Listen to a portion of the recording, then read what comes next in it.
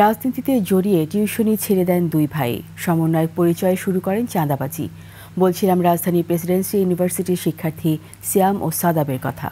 সম্প্রতি রাজধানী গুলশানে সাবেক সংসদ সদস্যের বাসায় চাঁদাবাজির অভিযোগে গ্রেপ্তার হন দুই ভাইসহ 5 জন। রাজশাহী বিভাগের প্রতিনিধি বদরুল হাসান লিটনের তথ্যচিত্রে ডেস্ক রিপোর্ট। এলএমই সার্টিফাইড বিশ্বসেরা কপারে তৈরি ওয়ালটন কেবলস, যা আপনার স্থাপনাকে রাখবে সব সময় নিরাপদ।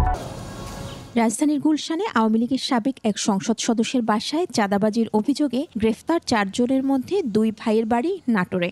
12 বছর ধরে আছেন রাজশাহীতে। বড় ভাই সাকাদাউন সিয়াম এবং ছোট ভাই সাদমান সাদাব। স্থানীয়রা জানায়, সিয়াম ও সাদাবের বাবার নাম SM কবিরুজ্জামান। তিনি একটি গ্যাস ফিলিং স্টেশনের কর্মী। বেতন মাসে 6,500 টাকা। আগে থাকতেন টিনশেড বাড়িতে। কয়েক মাস আগে 4তলা একটি ভবনের নিচতলা ভাড়া নেন। একসময় এই দুই ছেলের পড়াশোনার জন্য মানুষের কাছে সাহায্য চাইতে হয়েছে পরিবারকে। টিউশনির টাকায় কোনো রকমে চলতেন ছেলেরা। পরে দুই ভাই নাম লেখান রাজনীতিতে, হয়ে যান সমন্বয়ক, শুরু করেন চাঁদাবাজি।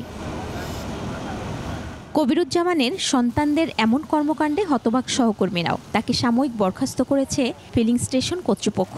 ভার্সিটিতে ভর্তি হয়েছে, এতটুকু জানে যে দুই ছেলে ধরা পড়েছে এরকম চাঁদাবাজিতে। তখন আমাদের আশ্চর্য লেগে গেল, কি ব্যাপার। যখন তার এই ঘটনাটা শুনেছি তখন আমাদের অফিস থেকে তাকে সাসপেন্ড করে রাখছে আপাতত। ঠিক আছে, জাস্ট এটুকুই, আমরা এর বাইরে তেমন কিছু বলতে হবে। ঘটনার পর বাড়িতে গেলে পাওয়া যায়নি সিয়াম ও সাদাবের বাবা মাকে। এখানে তেমন কেউ ওইভাবে ওনার থাকা আমি বুঝতে পারি না। ওনার মিসেস অসুস্থ, মাঝে মাঝে থাকে। এখানে আসা আমার জানা মতে 8-9 মাস 10 মাস। আর দুই ছেলেকে আমি কোনোদিন দেখিনি। খড়খড়ি উচ্চ বিদ্যালয়ে মাধ্যমিক ও উচ্চ মাধ্যমিক শেষ করেন সিয়াম ও সাদাব। তাদের এমন ঘটনায় হতবাক শিক্ষক ও স্থানীয় রাজনৈতিক নেতারাও। কোনো খারাপ আচরণ, বখাটেপনা, কোনো অনৈতিক কোনো তাদের ব্যাপারে অভিযোগ, এরকম কোনো কিছুর সাথে তাদের সম্পৃক্ততা আমাদের উপস্থিতিতে আমরা পাইনি।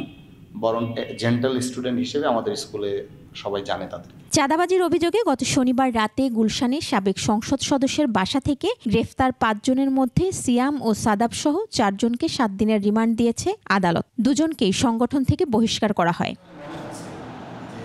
মহিমা পলি, ডেস্ক রিপোর্ট, 21 টেলিভিশন।